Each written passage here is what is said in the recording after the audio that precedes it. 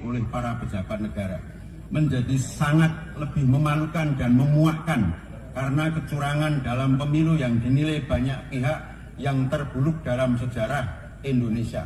Ironisnya, problematika pelanggaran pemilu yang sering disebut terjadi secara terstruktur, sistematis, dan masif terjadi justru terkait dengan perilaku Joko Widodo sebagai Presiden RI, sebagaimana yang tersebar luas di media sosial dan surat kabar. Sebab itu, mereka yang dahulu merasa sebagai pemilihnya sebaiknya istighfar karena pilihannya telah membuat kecewa banyak pihak. Bangsa kita adalah bangsa yang besar. Jemaah salat Idul Fitri di lapangan Tamanan Bantul membubarkan diri lebih awal lantaran isi khotbah yang disampaikan bermuatan politik. Hukum bangsa ini yang tidak jujur, tidak adil, tidak transparan, apalagi justru itu dimulai dari tokoh kita, maka usaha pemilu yang kita jalani.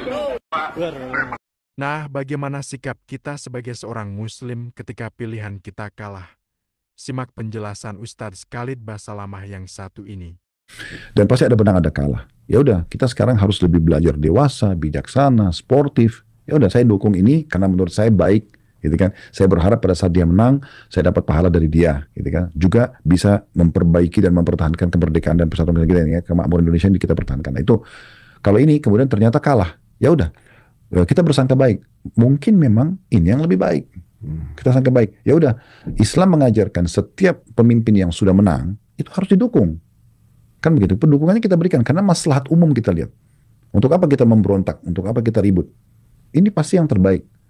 Itu yang dilakukan oleh Abdullah bin Umar radhiyallahu anhu. Beliau memberikan dukungan pada pemimpin yang sudah sah. Telah kaum muslimin semuanya. Jadi jika sudah ditentukan pemenangnya, kita sebagai seorang muslim harusnya mendukung pemimpin itu. Untuk masalah kecurangan pemilu itu kan ada jalur hukum untuk menyelesaikan permasalahan itu. Ini kenapa dibawa-bawa sampai ke khutbah sholat? Apalagi ini sholat Idul Fitri, jadinya gak pantas sama sekali. Gak heran banyak jamaah yang membubarkan diri. Untuk kronologi lengkapnya silahkan simak video ini sampai selesai.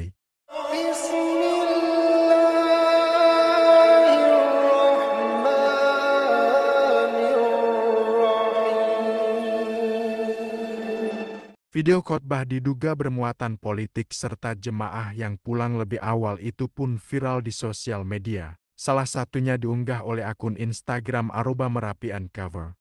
Sholat ID di lapangan Bantul lagi ramelur, khotbah politik ditinggal bubar jemaah, tulis akun tersebut.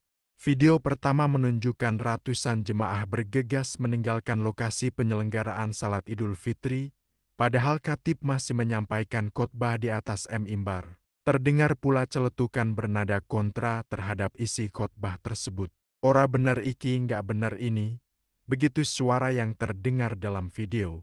Sedangkan video kedua memperlihatkan khatib tengah menyampaikan khotbah yang isinya menyinggung soal penyelenggaraan pemilu ke-2024. Khatib ini menyebut jika pelaksanaan pemilu kemarin syarat kecurangan. Selain itu, khatib juga menyinggung Presiden Joko Widodo yang dinilai terlibat dalam praktik kecurangan tersebut. Selain itu, khatib juga menyinggung Presiden Joko Widodo yang dinilai terlibat dalam praktik kecurangan tersebut. Respons Kemenak Bantul, Kepala Kantor Kementerian Agama Kemenak Bantul, Ahmad Sidki, mengatakan pihaknya sudah menerima laporan terkait khotbah salat ID di lapangan Tamanan. Informasi yang diperoleh diketahui bahwa khatib penyampaian khotbah itu adalah seorang akademisi dari UAD bernama Untung Cahyono. Barusan saya menghubungi Ketua PHBI penyelenggara sholat di lapangan Tamanan. Untuk khatib Untung Cahyono, seorang akademisi atau dosen UAD, ujarnya kepada wartawan. Ahmad mengatakan, pihak PHBI penyelenggara salat Idul Fitri di lapangan Tamanan Bantul sebenarnya sudah menyampaikan kepada khatib untuk tidak membicarakan materi khotbah. Alasannya karena menyinggung politik serta adanya penggunaan ayat suci Al-Quran dikaitkan dengan kecurangan pemilu. Betul bahwa, di tengah khotbah, sebagian jemaah pergi meninggalkan lapangan setelah menyimak isi materi khotbah yang menyetir salah satu ayat Al-Quran dikaitkan dengan kecurangan pemilu. Perkiraan sekitar 25% jamaah yang meninggalkan lokasi. Jelasnya, Ahmad menyayangkan hal ini bisa terjadi, sebab sebelum Lebaran, Pihaknya telah membuat pengumuman dan sosialisasi terkait dengan panduan penyelenggaraan Salat Idul Fitri, di mana salah satunya melarang memasukkan materi politik dalam isi khotbah.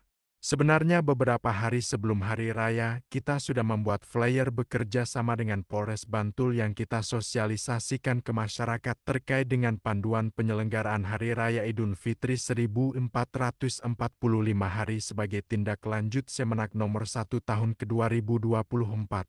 Dalam panduan tersebut jelas disebutkan dalam poin 5 terkait dengan imbauan materi khotbah Idul Fitri 1445 hari, terangnya. Respons Ketua PHBI Taman Sari.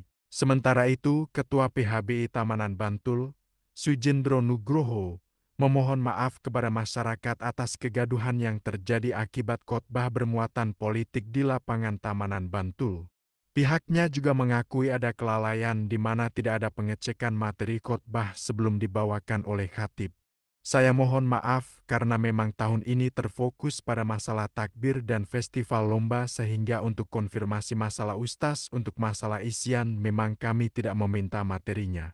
Memang sejak dulu, sejak saya menjadi ketua PHBI tidak ada, saya anggap sudah tahu sendiri, sejak 1987 sampai sekarang, sampai dulu itu kan tidak ada masalah apa-apa. Baru kali ini, ujarnya.